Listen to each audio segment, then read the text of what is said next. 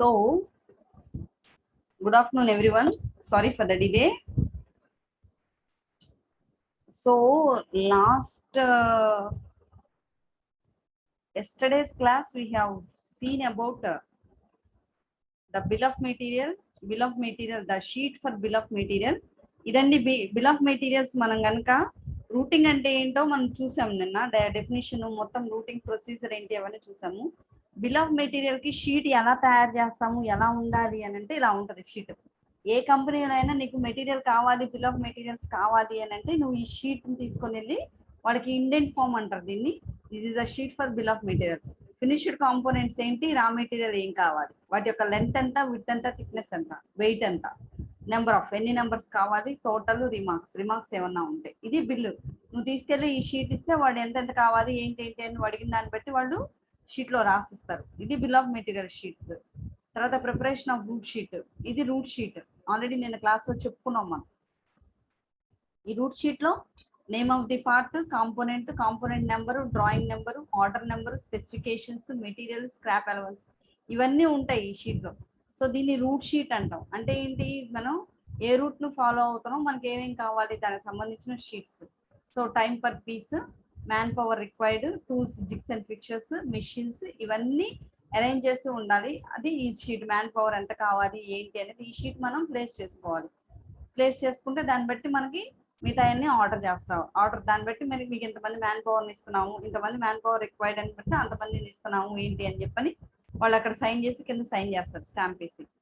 Next lot size determination. Lot size ఎలా determine చేస్తాం?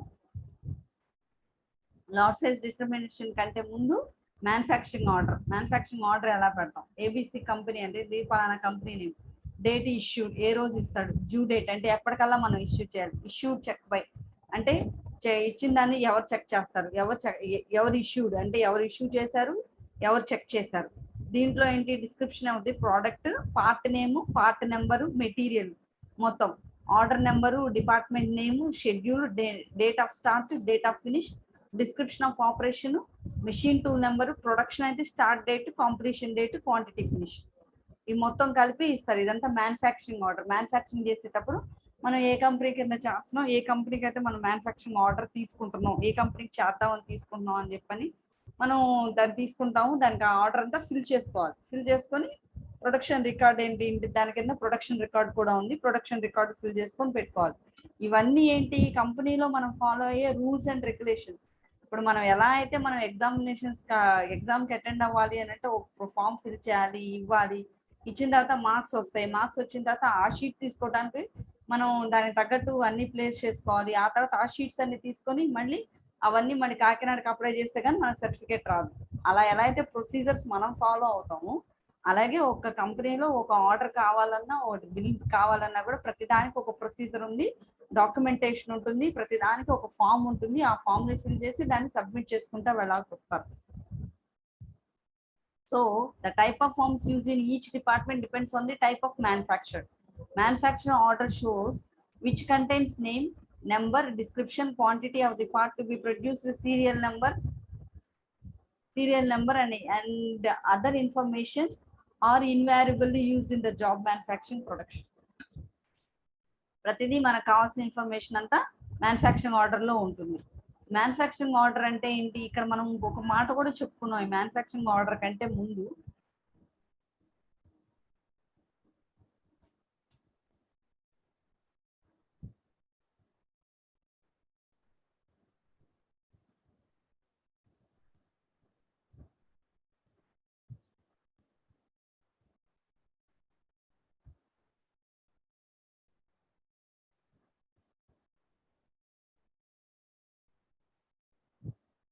ఇక్కడ నెసెసరీ ఇన్ఫర్మేషన్ అండ్ ఫార్మ్స్ అంటే ఇక్కడ మనం ఇంకో మాట కూడా చెప్పుకున్నాం. Various forms used, for example production order, job ticket, inspection ticket, move order, tool ticket and equipment ticket are shown in the figures. ఇవన్నీ కూడా ఏంటంటే మనం ప్రాసెస్ చేసేటప్పుడు ఒక్కొక్క చోట ఒక్కొక్కటి మనకు ఏదైతే అవసరమో దాన్ని చూసుకుంటూ ఉంటాం.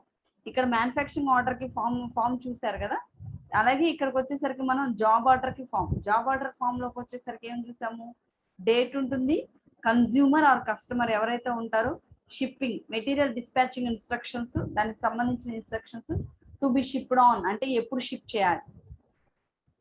Customer order number, order for material, A material అయితే మనం ఆర్డర్ చేస్తున్నాము, డేటెడ్ పీసెస్ ఫినిష్డ్ బై, తర్వాత item number, item product name, remarks, received by, time, date. ఇక్కడ ఇందులో మనం ఏ జాబ్ అయితే ఆర్డర్ ఇస్తున్నాడో కస్టమర్, ఆ జాబ్ ఎవరైతే చేస్తున్నారో వాళ్ళకి సంబంధించి ఉంటుంది. దీన్ని జాబ్ ఆర్డర్ ఫామ్ అంటారు. తర్వాత దీన్ని టూల్ ఆర్డర్ ఫామ్ అంటారు. సో జాబ్ ఆర్డర్ ఇది ఇన్స్పెక్షన్ రిపోర్ట్ అంటారు. ఇవన్నీ ఏంటి, these are the forms which are use in the routing procedure.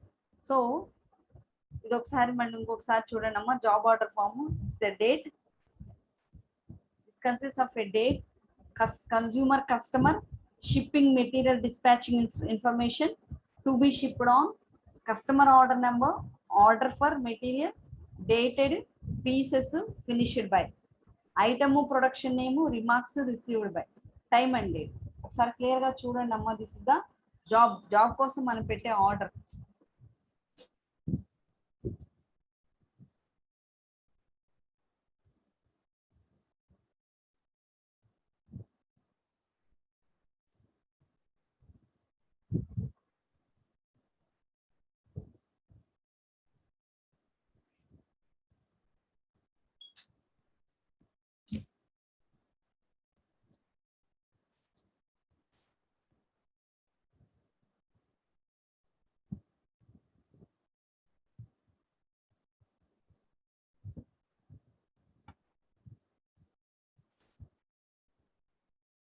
Next tool order చేసేటప్పుడు మనకి ఏదైనా టూల్ కావాలంటే tool order or equipment ticket అని కూడా దీని అంటారు. Tool order and equipment ticket.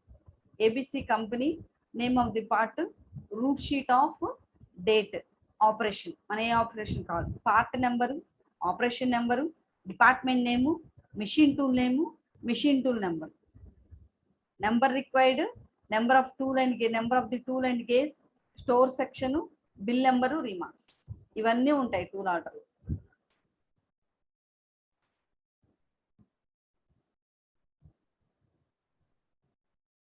Equipment ticket అని కూడా దీన్నే అంటాం. దీన్ని టూల్ ఆర్డర్ అంటాం. మనకి టూల్స్ ఏమైనా ఆర్డర్ కావాలి అని అంటే ఆర్డర్ ఇవ్వటం. ఏ కంపెనీకి అయితే మనం ఆర్డర్ ఇస్తున్నామో అవన్నిటికీ సంబంధించిన ఫామ్ ఇది. అన్నిటికీ ఇండియన్ ఫామ్స్ ఉంటాయి. ప్రతి డిపార్ట్మెంట్ కి ఇండియన్ ఫామ్ లో ప్రతిదీ నువ్వు ప్లేస్ చేసుకోవాలని, నువ్వు తెచ్చుకోవాలన్న ఇంటర్నల్ డిపార్ట్మెంట్ ఫామ్స్ ఉంటాయి, ఎక్స్టర్నల్ డిపార్ట్మెంట్ ఫామ్స్ ఉంటాయి. ఇంటర్నల్ డిపార్ట్మెంట్ లో ఉన్న టూల్ రూమ్ కి వెళ్ళి నీకు కావాల్సినవి తీసుకోవాలి అని అంటే ఈ ఫామ్ ఫిల్ చేసి కావాల్సినవి నువ్వు సంతకం పెట్టి తెచ్చుకుంటావు. తెచ్చుకున్న తర్వాత వాడుకొని మళ్ళీ తీసుకెళ్ళిస్తావు. లేదు నువ్వు బయటకి ఏమైనా ఇవ్వాలి, అప్పుడు ఏబిసి అనుకో అంటే ఈ కంపెనీకి బయట నుంచి ఏమైనా తెప్పించుకోవాలి, అప్పుడు కూడా ఇదే ఫామ్ వాడతావు. కానీ ఇక్కడ కంపెనీ నేమ్ వాడతాం. బయటికి నువ్వు ఆ ఫామ్ పంపిస్తే ఏ కంపెనీ నుంచి అయితే మనం టూల్స్ ఆర్డర్ ఇస్తున్నామో ఆ కంపెనీ నుంచి టూల్స్ మళ్ళీ మనకి ప్లేస్ చేస్తారు. సో ఇంటర్నల్ గా వాడుకునేటప్పుడు, ఇంటర్నల్ టూల్ రూమ్ లో వాడుకునేటప్పుడు ఒక రకంగా ఫామ్ ఫిల్ చేస్తావు, బయటికి వాడుకున్నప్పుడు కొన్ని ఆప్షన్స్ ఫిల్ చేస్తావు.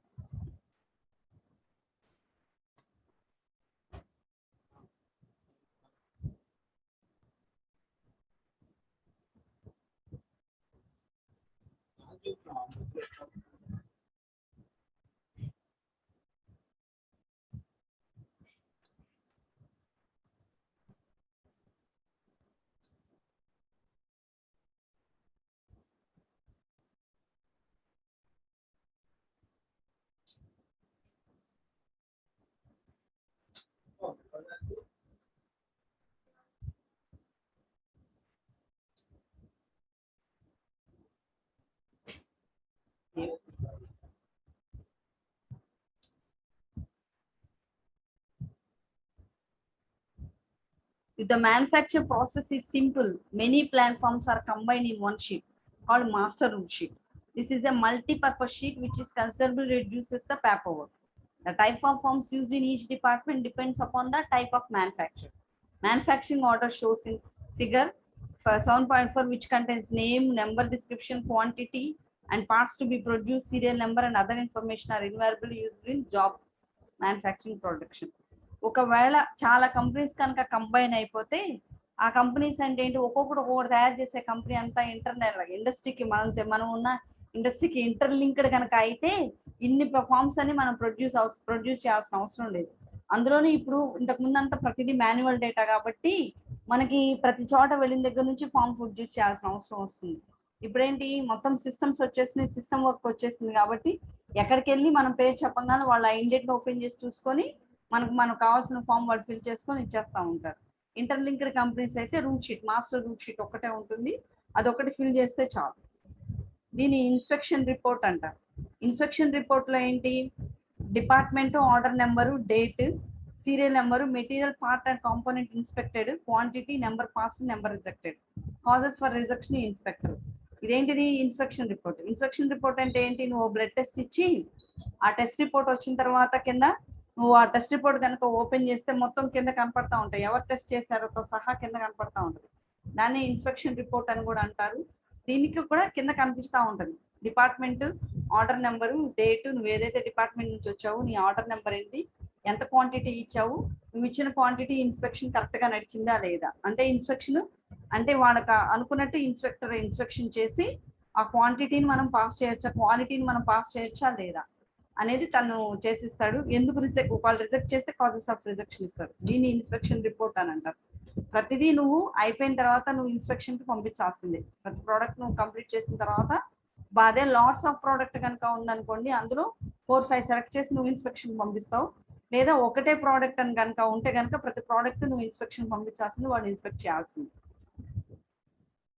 Advantages of routing: effective utilisation of available resources, reduction in production cost, quantity improvement occurs, quality improvement occurs, productivity of the system improves and provides for loading and scheduling. Provides a basis for loading and scheduling. అన్నిటికీ ఇది scheduling కానీ loading కానీ బాగా ఉపయోగపడుతుంది. System productivity improve అవుతుంది, quality improve అవుతుంది, production cost తగ్గుతుంది. Utilisation of available resources available గా ఉన్న వాటిని యూటిలైజ్ చేసుకోవచ్చు. తర్వాత factors affecting routing procedure. Routing procedure కి ఫ్యాక్టర్స్ ఏవైతే ఎఫెక్ట్ అవుతున్నాయో 1, 2, 3, 4 ఫ్యాక్టర్స్ ఇచ్చారు. Factors affecting type of manufacturing process and techniques employed. First factor ఏంటి, మ్యానుఫ్యాక్చరింగ్ ప్రాసెస్ ఏంటి, దానికి ఏం టెక్నిక్స్ ఎంప్లాయ్ చేసాం.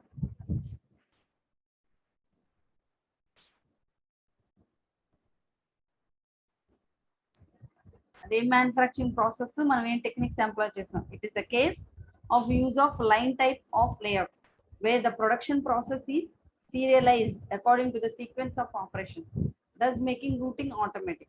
Automobile industries adopt this type of layout.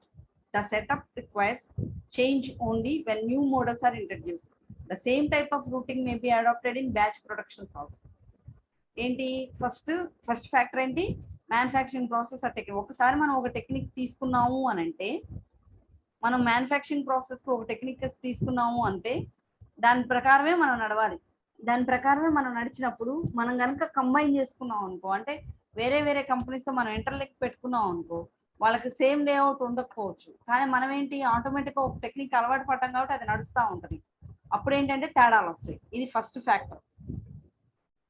Second, plant equipment characteristics. Plant equipment characteristics లో ఏంటి, the same product may be possible to manufacture 1 on 2 or many machines available in the plant. In such cases, the cheapest one should be selected, whether small, heavy, and automatic or mechanized machine for routing purpose. In order to specify the process, the routing division should prepare a place on a file, a machine data card for each and every machine giving characteristics of the machines, special attachments, jigs, fixtures, and job range. Records of other facilities like material handling equipment is available in the shop may also be useful. దీనికి అర్థం ఏంటో చెప్తానండి. Plant equipment characteristics is one of the disadvantage of routing. మనం ఇప్పుడు వెళ్ళి అంటే ఇప్పుడు మనం పాటలకు కూర్చుంటున్నాం అంటే ఏంటి, మనకి ఒక ఇనుము స్క్రాప్ కావాలి. సో మనకి చాలా వరకు క్యాస్ట్ ఐరన్ తో సంబంధించిన ఇనుము కావాలి. అది మనం తీసుకొచ్చుకొని ఏంటి ప్రొడక్షన్ కి మనం పెట్టుకోవాలి. ఆ మెటీరియల్ మనం తెచ్చుకోవాలి. అంటే మనం అక్కడ పాటకు కూర్చోవాలి. పాటకు కూర్చొని ఆ మెటీరియల్ మనం తెచ్చుకోవాలి. మనకి ఎంత మెటీరియల్ తెచ్చుకోవాలి, ఆ దాంట్లో ఉన్నవి ఏంటి, ఆ ఉన్నవన్నీ మనకి సంబంధించినవా కాదా, మనం తెచ్చుకుంటే వాటిని మన మెషిన్స్ లో మనం డెవలప్ చేయగలమా లేదా, మనకున్న జిగ్స్ ఫిక్సర్స్ కి అవి బెండ్ అవుతాయా లేదా అనేది ముందుగా మనం తెలుసుకొని దాన్ని బట్టి మనం తెచ్చుకోవాలి. అంటే ఏంటి, ప్లాంట్ లో ఉన్న మన ప్లాంట్ లో మనకి అవైలబిలిటీలో ఉన్న ప్రతి మెషిన్ గురించి, ప్రతి ఒక్క దాని గురించి మనం తెలుసుకోవాలి. అంటే ఏంటి, మెషిన్ డేటా కార్డు మనకి ప్రతిదీ తెలియాలి. తెలుసుంటేనే మనం వెళ్ళి తీసుకురాగలం. అలాగని తెలియకుండా ఏదో మనకు సంబంధించిందా వస్తుంది కదా, మనం కొనుక్కొని వచ్చేసాం అనుకోండి, చీప్ గా ఉంది, చీప్ గా అన్ని ప్లస్ ప్లస్ ఏం చేయాలి, అందరికంటే ఓ రూపాయికి తక్కువ తెచ్చుకోవాలి, రూపాయి ఎక్కువ అమ్ముకోవాలి. సో ఆ రూపాయికి తక్కువ తెచ్చుకోవాలి అని అంటే ఏంటి, తక్కువగా కావాలి మనకి, ప్లస్ ఆ మెటీరియల్ అంతా మనకు ఉపయోగపడాలి. అలా అన్ని చూసుకొని తెచ్చుకోవాలి. అన్ని చూసుకొని తెచ్చుకుంటేనే మనం రూపాయి సంపాదించగలం. అది ఒకవేళ మనం ఎక్కడైనా తప్పు చేసాము అని అంటే మనకి ప్రాబ్లం అయిపోతుంది. Availability of plant equipment etcetera. Availability of plant and equipment అంటే మనం ఏదైతే మనం చేయాలని అనుకుంటున్నామో దానికి మనకి ప్లాంట్ అవైలబుల్ గా ఉండాలి, ఎక్విప్మెంట్ అవైలబుల్ గా ఉండాలి. ఏ చిన్నది మనకి తేడా వచ్చినా సరే మనం అనుకున్నట్టుగా కస్టమర్ కి చేయలేము అని అంటే మనకి ఏంటి, వర్కర్స్ అవైలబుల్ గా లేకపోయినా చేయలేము, మనకి రా మెటీరియల్ అవైలబుల్ గా లేకపోయినా చేయలేము, మెషిన్స్ అవైలబుల్ గా లేకపోయినా చేయలేము, వాటి యొక్క క్యారెక్టరిస్టిక్స్ కరెక్ట్ గా లేకపోయినా చేయలేము. మనం అనుకున్నది చేయాలి అని అంటే ప్రతిదీ మనకి ఆన్ టైం కరెక్ట్ గా నడుస్తూ ఉంటేనే మనం చేయగలం.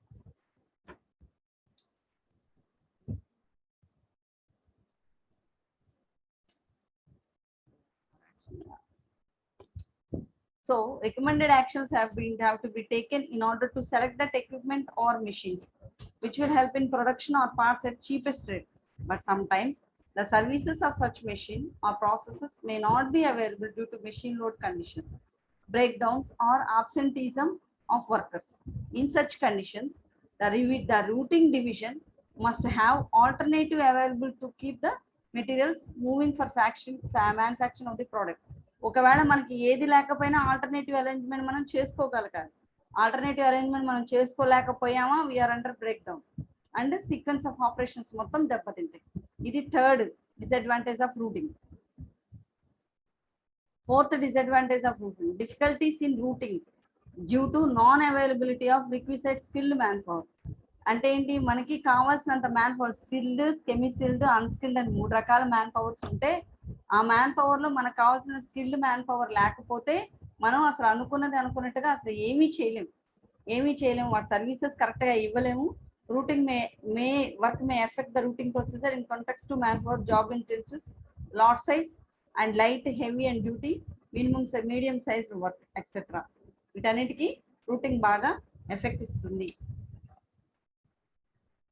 సో నెక్స్ట్ టాపిక్ వచ్చేసరికి షెడ్యూలింగ్, సీక్వెన్సింగ్. షెడ్యూలింగ్ అంటే ఏంటి? షెడ్యూలింగ్ అంటే establishing the timing of use of equipment, facilities and human activities in organisation. ఒక ఆర్గనైజేషన్ లో timing of use of equipment, facilities and human activity, ప్రతిదానికి మనం ఏ వర్క్ అయితే చేస్తున్నామో ఆ వర్క్ కి ఎంత టైం పడుతుంది అనేది షెడ్యూల్ చేసుకోవడం షెడ్యూలింగ్ అంటారు. Effective scheduling can lead to cost savings, increasing in productivity or sequencing. Effective అంటే షెడ్యూలింగ్ కనుక బాగుంటే కాస్ట్ సేవింగ్స్ చాలా బాగా నడుస్తాయి. సీక్వెన్సింగ్ అంటే ఏంటంటే determining the order in which the jobs will be processed. A job అయితే ప్రాసెస్ చేయమో దానికి ఒక ఆర్డర్ ని ప్లేస్ చేయడం సీక్వెన్సింగ్ అంటారు. జాబ్ షాప్ షెడ్యూలింగ్ ఫర్ లో volume systems with many variations in requirements. Scheduling లో ఫస్ట్ ఏంటి, జాబ్ షాప్ షెడ్యూలింగ్ ఉంటుంది. Scheduling for lower volume systems, తక్కువ వాల్యూమ్ ఉన్న సిస్టమ్స్ ని షెడ్యూల్ చేయడం అనేది 2 రకాలు ఉన్నాయి. సో ఇది గ్యాన్ చార్ట్ అంటాము. తర్వాత లోడింగ్ మెథడ్. ఒక్క నిమిషం అమ్మా, నన్ను చూడనివ్వండి.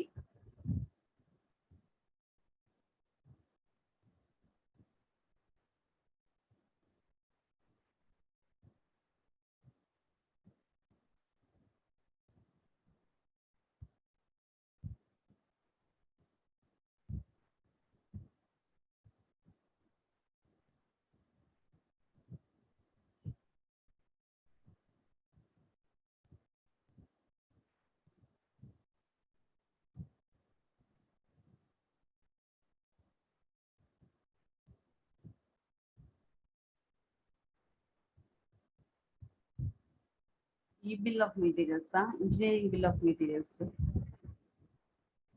మ్యానుఫ్యాక్చరింగ్ బిల్ ఆఫ్ మెటీరియల్స్,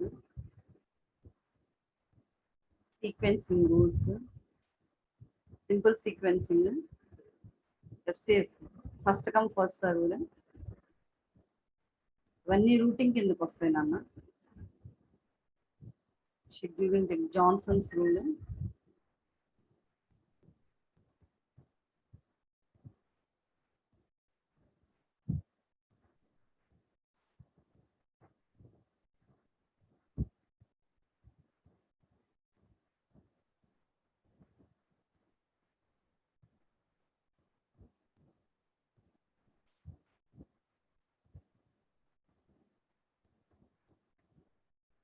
ఇవన్నీ షెడ్యూలింగ్ టెక్నిక్స్ ఇవన్నీ.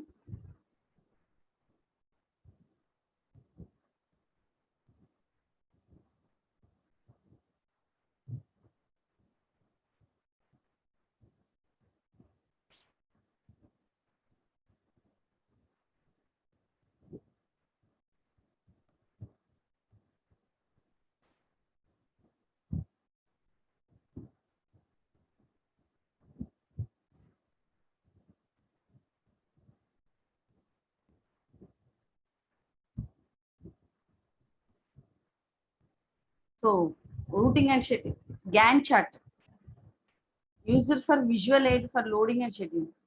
లోడ్ చేయడానికి, షెడ్యూల్ చేయడానికి. షెడ్యూలింగ్ అంటే ఏంటో మనం చెప్పుకున్నాం కదా, టైం బేసిస్ నడిచేది షెడ్యూలింగ్. లోడింగ్ అంటే ఏంటి అంటే, ఇప్పుడు మనం ఒక చోటకు వచ్చి మెషిన్ లో మనం ఎప్పుడైతే మనం టూల్ ను కూడా ఫిక్స్ చేసి మన వర్క్ పీస్ ని ఫిక్స్ చేస్తాం, దాన్ని లోడింగ్ అంటాం. ఆ తర్వాత అది కంప్లీట్ అయిపోయిన తర్వాత దాన్ని బయటికి తీస్తాం, దాన్ని అన్లోడింగ్ అంటాం. సో గ్యాన్ చార్ట్ అనేది ఎలా రన్ చేస్తారో చూడండి. దీన్ని గ్యాన్ చార్ట్ అంటారు. Work centre Monday, Tuesday, Wednesday, Thursday, 5 days, 5 days ఏ వీక్ వర్క్ చేస్తున్నారు. ఇక్కడ వర్క్ సెంటర్ లో work centre 1, work centre 2, work centre 3, అంటే 4 వర్క్ సెంటర్లు ఉన్నాయి వీళ్ళకి. సో మండే వర్క్ సెంటర్ 1 లో ఏం చేశారు, జాబ్ 3 చేశారు. ట్యూస్డే వర్క్ సెంటర్ 2 లో ఏం చేశారు, జాబ్ 3 చేశారు. థర్స్డే వెన్స్డే వర్క్ సెంటర్ 2 లో మళ్ళీ జాబ్ 7 చేశారు. థర్స్డే వచ్చేసరికి మళ్ళీ జాబ్ వర్క్ సెంటర్ 1 లో జాబ్ 4 చేశారు. ఏ జాబ్స్ లో ఏ వీక్ లో ఎప్పుడెప్పుడు చేశారు అనేది క్లియర్ ఇన్స్ట్రక్షన్ ఇచ్చేది గ్యాన్ చార్ట్. ఈ గ్యాన్ చార్ట్ లో దాన్ని గ్యాన్ చార్ట్ అంటారు, దీన్ని గ్యాన్ చార్ట్ అంటారు. What is meant by Gantt chart? నీకు వీక్స్ కి వర్క్ సెంటర్ లో ఏ జాబ్స్ ఎప్పుడెప్పుడు చేసావు అనేది, ఏ రోజు ఏ జాబ్స్ ఎప్పుడెప్పుడు చేసావు అనేది నీకు క్లియర్ ఇన్స్ట్రక్షన్ ఇచ్చేదాన్ని గ్యాన్ చార్ట్ అంటారు. ఇక్కడ మీరు ఇంకొకసారి చూడండి అమ్మా, ఒకసారి వర్క్ సెంటర్స్ పేర్లు ఇచ్చాడు, ఇంకోసారి వీక్స్ ఇచ్చాడు, ఒక్కొక్క స్లాట్ ఫిల్ చేశాడు. ఈరోజు జాబ్ 3 నడవాలి, ఈ రోజు ఇక్కడ ఈ స్లాట్ లో జాబ్ 4 నడవాలి, ఇక్కడ జాబ్ 3 నడవాలి, జాబ్ 7 నడవాలి, job 1, job 6, job 7, job 10. So ఎక్కడెక్కడ ఏ జాబ్స్ చేశారు అనేది క్లియర్ ఇన్స్ట్రక్షన్ ఇచ్చారు. దీన్ని గ్యాన్ చార్ట్ అంటారు. User for visual aid for loading and scheduling.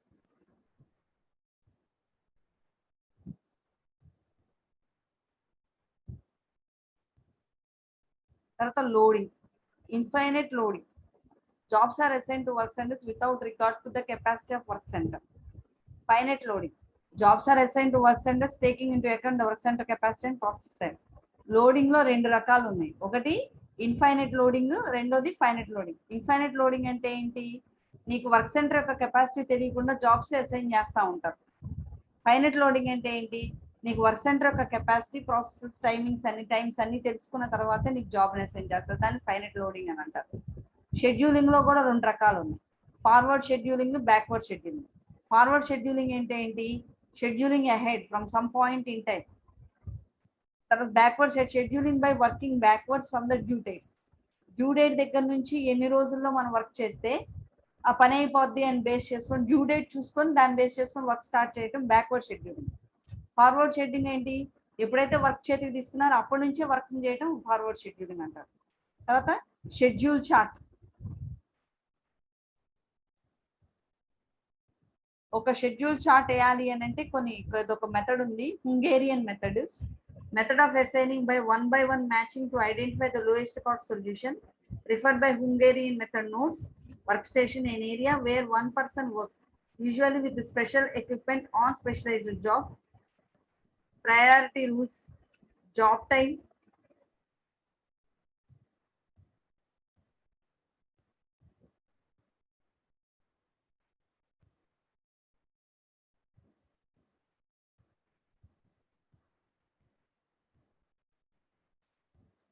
ఈ ఏ షెడ్యూలింగ్ ఫామ్ అవ్వాలి అంటే 1 to 1 అంటే ఒక్కడే కనుక ఉండి తన పని అంతా తనే చేసుకుంటున్న వాడైతే ఆ మెథడ్ అంతా చేయడానికి హంగేరియన్ మెథడ్ అని అంటారు. ఇక్కడ వర్క్ స్టేషన్ ఒకటే ఉంటుంది. Area where 1 person works usually with special equipment on specialised job. ఒక స్పెషలైజ్డ్ జాబ్ లో స్పెషల్ ఎక్విప్మెంట్ యూస్ చేసి ఒక పర్సనే వర్క్ చేస్తూ ఉంటాడు. దాన్ని హంగేరియన్ మెథడ్ అంటారు. 1 to 1 1 for 1 matching method Hungarian method అని అంటారు. నెక్స్ట్ ఏంటంటే ప్రయారిటీ రూల్స్. కొన్నిసార్లు ప్రయారిటీని బేస్ చేసుకొని వర్క్ చేయాల్సి వస్తుంది. కొన్నిసార్లు జాబ్ కి ఎంత టైం పడుతుంది దాన్ని బేస్ చేసుకొని వర్క్ చేయాల్సి వస్తుంది. ఇవన్నీ రూటింగ్ టెక్నిక్స్ అంటారు వీటినన్నిటిని. సో ఈ రూటింగ్ టెక్నిక్స్ లో ఇవి షెడ్యూలింగ్ కి రూటింగ్ కి రెండింటికి కమ్ టెక్నిక్స్ ఇవి. ఫస్ట్ కమ్ ఫస్ట్ సర్వ్ అంటే మొదట వచ్చినోడికి మొదట వర్క్ అయిపోతా ఉంటుంది. ఎస్పిటి షార్టెస్ట్ ప్రాసెస్ టైం అంటే ఏది తక్కువ టైం తీసుకుంటుందో దాని ముందు చేసి ఎక్కువ టైం తీసుకుంటుంది దాని తర్వాత చేస్తారు. ఎర్లియస్ట్ డ్యూ డేట్ ని బేస్ చేసుకుని అంటే ఎప్పుడు తొందరగా ఎప్పుడు ఏది ముందు ఇవ్వాలి అని దాన్ని బేస్ చేసుకుని వర్క్ స్టార్ట్ చేస్తుంది. దాన్ని ఈడిడి రూల్ అంటారు.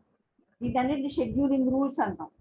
So LPT longest processing time ఏదైతే ఎక్కువ ప్రాసెస్ తీసుకుంటుందో దాని లాంగెస్ట్ ప్రాసెసింగ్ టైం అంటే ఎక్కువ ప్రాసెస్ తీసుకున్న దాన్ని ముందు స్టార్ట్ చేయటం అంటారు. క్రిటికల్ రేషియో అంటే ఏంటి క్రిటికల్ గా ఉన్న విషయాన్ని తీసుకునేదాన్ని క్రిటికల్ రేషియో అంటారు.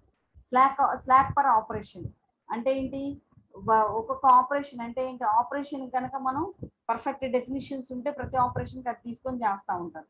తర్వాత రష్ అంటే ఎమర్జెన్సీలో ఉన్నది అంటే ఏంటి ఇవన్నీ రూటింగ్ షెడ్యూలింగ్ రూల్స్. ఇవన్నీ ఫస్ట్ కమ్ ఫస్ట్ సర్వ్డ్ ఏదైతే ఫస్ట్ వస్తున్నారో ఇవన్నీ షెడ్యూలింగ్ రూల్స్.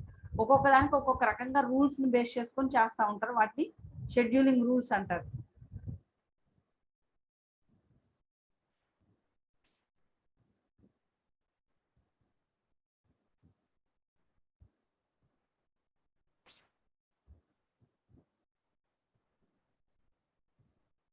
ఈ జస్ట్ ఇక్కడ చెప్పడం జరిగింది షెడ్యూలింగ్ రూల్స్.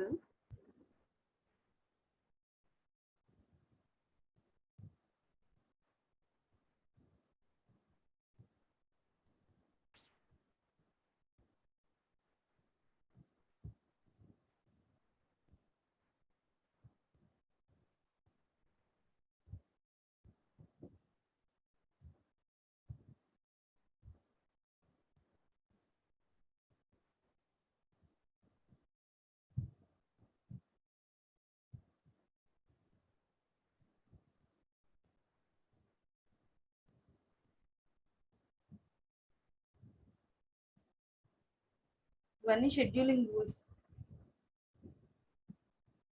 యాక్చువల్ గా మీకు 4th యూనిట్ లో రూటింగ్ షెడ్యూలింగ్, 4th యూనిట్ లో రూటింగ్ షెడ్యూలింగ్, 5th యూనిట్ లో షెడ్యూలింగ్ లోడింగ్ ఉంటుంది. So 4th unit 5th unit అనేది సపరేట్ గా చెప్పుకోవడం కుదరదు. 4th యూనిట్ 5th యూనిట్ రెండు ఒకటే. రూటింగ్ కి షెడ్యూలింగ్ ఉన్న డిఫరెన్స్ ఏంటంటే రూటింగ్ అంటే ఏంటి ఒక ప్రొసీజర్ ప్రకారం మీరు వర్క్ చేసుకుని వెళ్ళిపోతా ఉంటారు. షెడ్యూలింగ్ అంటే ఏంటి చేసిన ప్రతి వర్క్ కి టైం తో సహా క్యాలిక్యులేట్ చేసుకుని వెళ్తారు. దాన్ని షెడ్యూలింగ్ అంటారు. రెండింటికి పెద్ద డిఫరెన్స్ ఏమీ లేదు, రెండు ఆల్మోస్ట్ ఒకటే. లోడింగ్ అంటే ఏంటి వచ్చిన తర్వాత దాన్ని మనం వచ్చి మెషిన్ లో ఎంత లోడ్ చేస్తాం ఆ తర్వాత అయిపోయిన తర్వాత ఇప్పుడు అన్లోడ్ చేస్తాం, దాన్ని లోడింగ్ అన్లోడింగ్ అని అంటాం. So 4th unit 5th unit అనేది కలిపి చదువుకోవడం బెటర్. వాటిలో పేర్లు ఉంటాయి scheduling rules, scheduling techniques, routing rules, routing procedure, routing procedures, route chart Gantt chart, తర్వాత మ్యానుఫ్యాక్చరింగ్ ఆర్డర్ ఎలా చేస్తాము, బిల్ ఆఫ్ మెటీరియల్స్ ఎలా ఇస్తాము, మెషిన్ మ్యానుఫ్యాక్చరింగ్ ఆర్డర్ ఎలా చేస్తాము, వాటన్నిటికీ షీట్స్ అవన్నీ రూటింగ్ కిందకు వస్తాయి. First come first served, SPT, EDD, longest period time, processing time, critical ratio, slack per operation, రఫ్స్, ఇవన్నీ ఏంటి షెడ్యూలింగ్ రూల్స్ ఇవి. సో నేను చెప్పేటప్పుడు టాపిక్ ఏంటంటే రెండు కంబైన్ గా చెప్తా ఉంటాము. రేపు పొద్దున ఎగ్జామ్ లో అడిగినా కూడా వాటికి కంబైన్ గానే ఆటోమేటిక్ గా ఒకటి చదివితే ఇంకోటి అర్థమవుతా ఉంటుంది. అగైన్ మళ్ళీ రూటింగ్ ఫిక్సెస్ ఇన్ అడ్వాన్స్.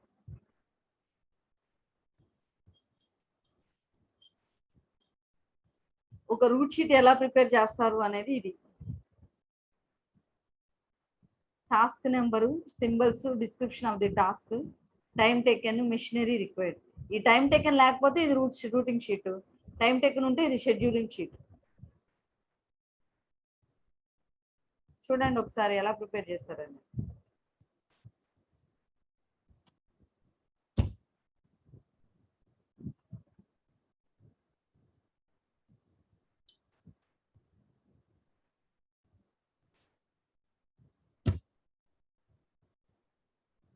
చేసిన ప్రతిదీ రాస్తాం.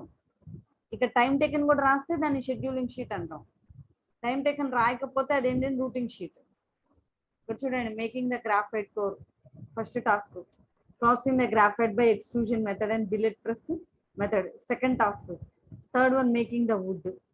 తర్వాత ఏంటి ఇది ఇవి రిక్వైర్డ్ ఏంటి, టూల్స్ రిక్వైర్డ్, మిషనరీ రిక్వైర్డ్, ఏ మిషన్ లో ఏమేం చేస్తాం. తర్వాత స్మూతింగ్ అండ్ వానిషింగ్, ఇది దీంతో రూటింగ్ షీట్ అయిపోతుంది.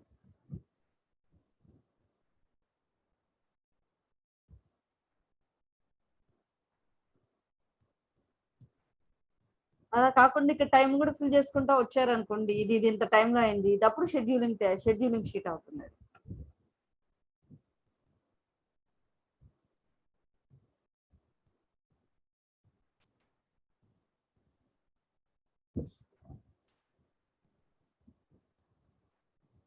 ఇది మొత్తం చదవండి ఒకసారి, దాన్ని బట్టి మీకు రూటింగ్ అంటే ఏంటో కూడా అర్థం అవుతుంది.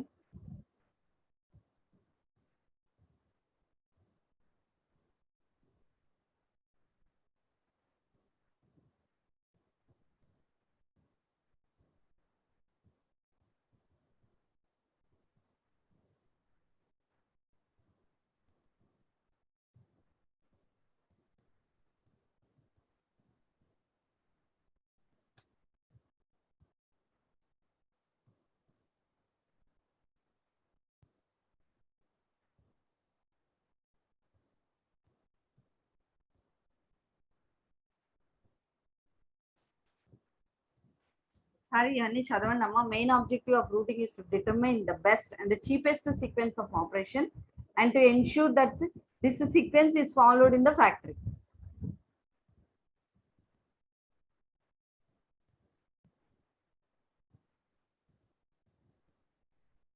చదివితే నెక్స్ట్ స్లైడ్ ఇంకొకసారి చూద్దరు కానీ, లేదా నెక్స్ట్ స్లైడ్ ఒకసారి. Does routing defines a specific step by step method of manufacturing necessary to take a component or set of component and produce a parent. For every parent item in the manufacturing process, a bill of material and routing are maintained. The routing detail is arranged in order of the sequence of a single level manufacturing process. దీని routing అని అంటారు.